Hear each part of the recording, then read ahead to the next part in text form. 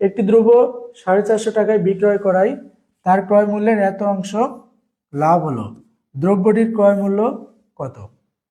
আচ্ছা, এই অঙ্কটাতে আমরা ছোট্ট একটা কাজ করে নিব। দেখো, আমরা নর্মালি জেনে থাকি কি একটি দ্রব্য এত টাকায় বিক্রয় করে তার এত পার্সেন্ট লাভ হয়েছে। এই পার্সেন্টটাকে এখানে ভগ্নাংশে দিয়ে দিয়েছে। হ্যাঁ, তাহলে 1/8কে আগে আমরা পার্সেন্টে কনভার্ট করে নেব। 1/8কে পার্সেন্ট করলে কত হয় দেখো তো সবাই, তাহলে অঙ্কটা সহজ হয়ে যাবে। 4 দুগুণে 8, 4 25 100, তার মানে কত হলো 25/2। 25/2 মানে কি 12.5। তার মানে আমরা বলতে পারি এখানে কত লাভ হয়, তার ক্রয় মূল্যের 12.5% লাভ হয়। দেখো, আমরা পার্সেন্টে কনভার্ট করে নিলাম, এবার অঙ্কটা খুব সহজ হয়ে যাবে। একটি দ্রব্য এত টাকায় বিক্রয় করায় তার 12.5% লাভ হয়, দ্রব্যটির ক্রয় মূল্য কত? এবার অঙ্কটা করো, দেখো সহজ হয়ে যাবে। তাহলে প্রথমে আমরা কি করব, ধরি ক্রয় মূল্য 100 টাকা, ধরি ক্রয় মূল্য 100 টাকা, আর ওই যে অত পার্সেন্ট লাভে তাহলে বিক্রয় মূল্য কত, 12% লাভে বিক্রয় মূল্য কত হবে আমরা সবাই জানি 100 যোগ 12.50 সমান সমান কত, 112.50 টাকা।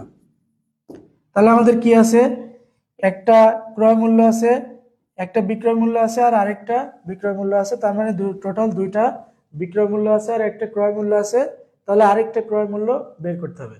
কিভাবে বের করব, দেখো, আমরা বলবো যখন বিক্রয় মূল্য 112.5 টাকা তখন ক্রয় মূল্য 100 টাকা। কি বলবো, বিক্রয় মূল্য 112.5 টাকা হলে ক্রয় মূল্য কত, ক্রয় মূল্য হচ্ছে 100 টাকা।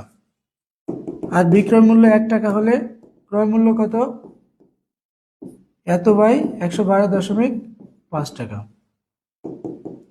আর বিক্রয় মূল্য যখন 450 টাকা তখন কত, 100 গুণ 450 বাই 112.5 টাকা। এই তো খুব সহজে হয়ে গেল। এবার তোমরা কি করবা, এবার তোমরা এইটাকে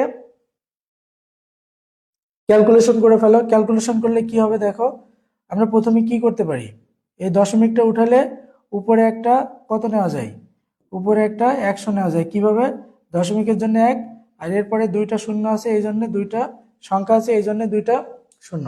এবার তোমরা কাটাকাটি করো, দেখো সহজে হয়ে যাবে। এই যদি 25 দিয়ে কাটো তাহলে কত হচ্ছে, 45 হচ্ছে।